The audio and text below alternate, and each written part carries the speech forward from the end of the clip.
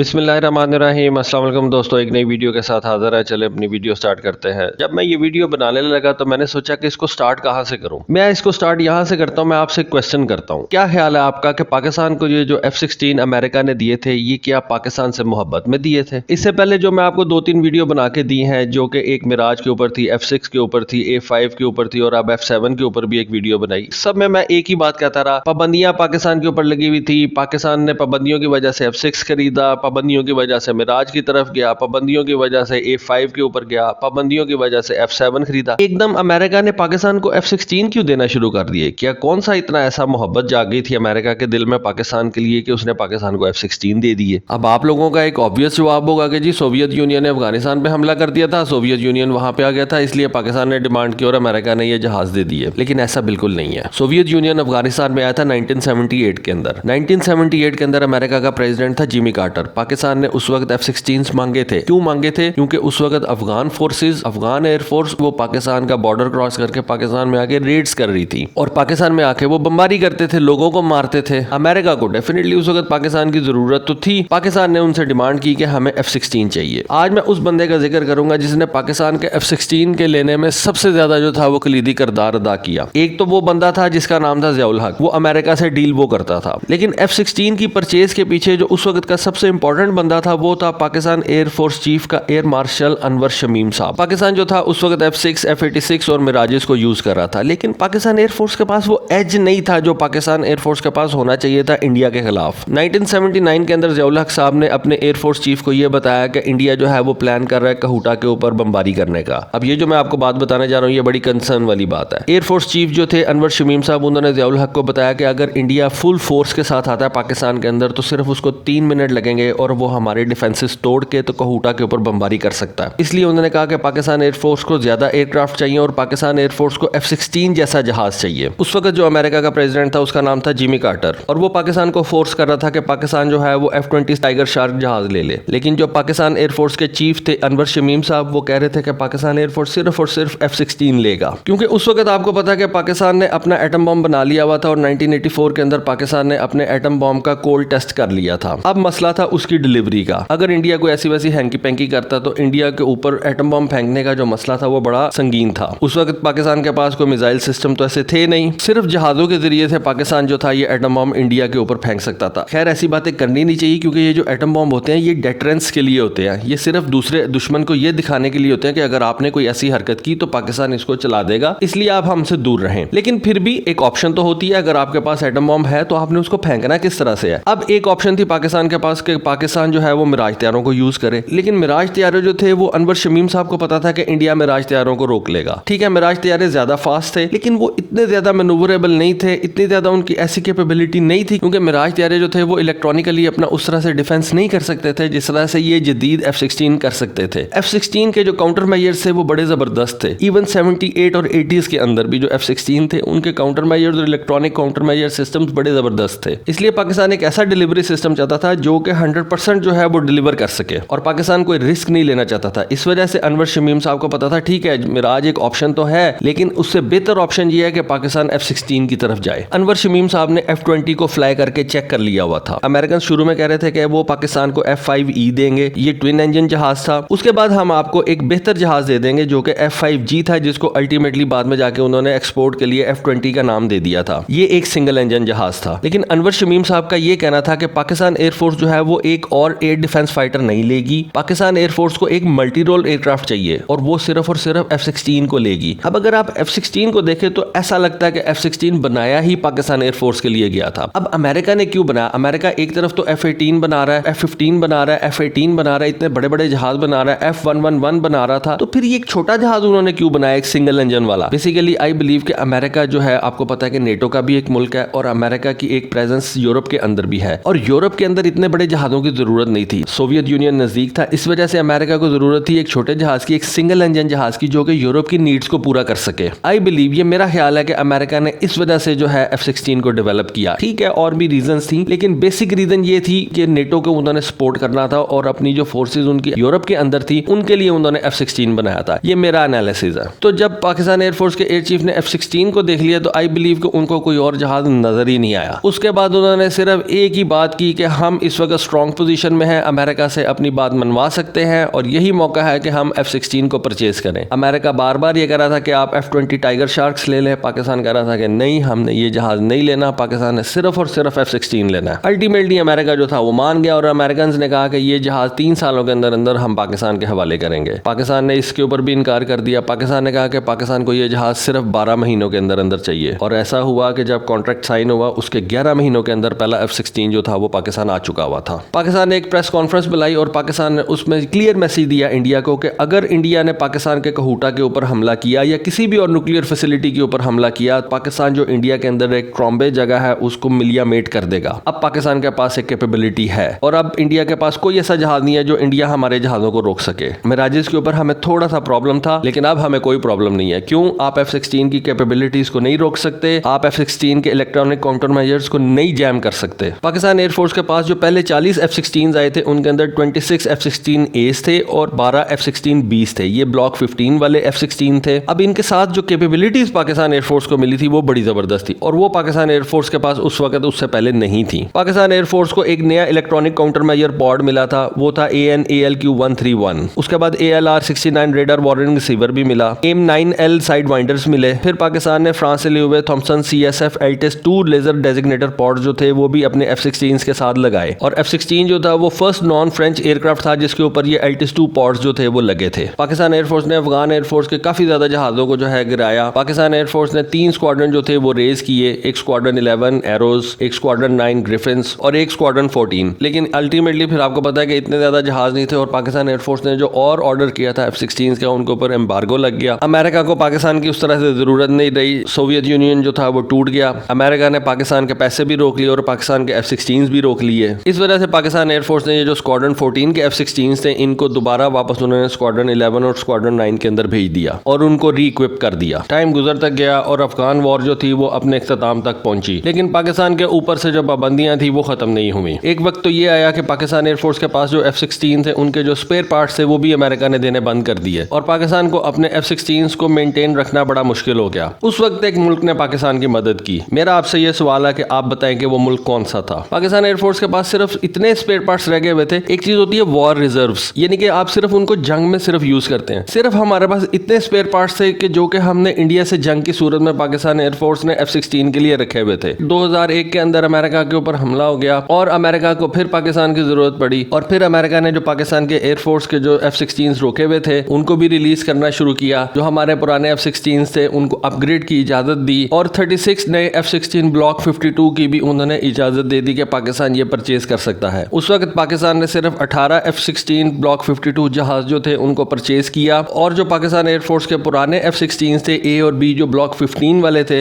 उनको MLU यानी कि मिड लाइफ अपग्रेड के ऊपर उन्होंने एक प्रोजेक्ट है उसके ऊपर उन्होंने अपग्रेड किया। अमेरिका ने उस वक्त पाकिस्तान एयरफोर्स को ये इजाजत नहीं दी कि ये जहाज जो है पाकिस्तान अपने PSC कामरा के अंदर उनको अपग्रेड करे। अमेरिका ने पाकिस्तान से ये कहा कि इन जहाजों को आपको तुर्की भेजना होगा और वहां पे जाके इनको मिड लाइफ अपग्रेड किया जाएगा। ये वो वक्त था जब पाकिस्तान एयरफोर्स के पिछले जो रोके हुए F-16 है वो भी अमेरिका ने रिलीज किए और पाकिस्तान एयरफोर्स के F-16 की तादाद तकरीबन 80+ हो गई। लेकिन ये जो पाकिस्तान एयरफोर्स के ब्लॉक 52 वाले F-16 थे इनको अमेरिकन ने कहा कि इनको आप सरगोदा में नहीं रख सकते, जिसको फिर पाकिस्तान ने जैकबाबाद एयरबेस के ऊपर इन 18 जहाजों को रखा। ये जो पाकिस्तान एयरफोर्स के पुराने F-16 थे और जो मिड लाइफ अपग्रेड हुए थे ये तकरीबन आप कह सकते हैं कि ये पाकिस्तान एयरफोर्स के ब्लॉक 52 के F-16 के बराबर हैं। मिड लाइफ अपग्रेड के अंदर पाकिस्तान एयरफोर्स को कौन सी चीजें मिली? इसमें पाकिस्तान एयरफोर्स के F-16 के जो रेडार्स थे वो AN/APG-68 वर्जन 9 हो गए, जिनके अंदर सिंथेटिक एपर्चर रेडार भी था, joint helmet mounting cueing system भी था, APX-113 advance identification of friend and foe भी सिस्टम था, AN/ALE-47 advance counter measure dispenser system भी था।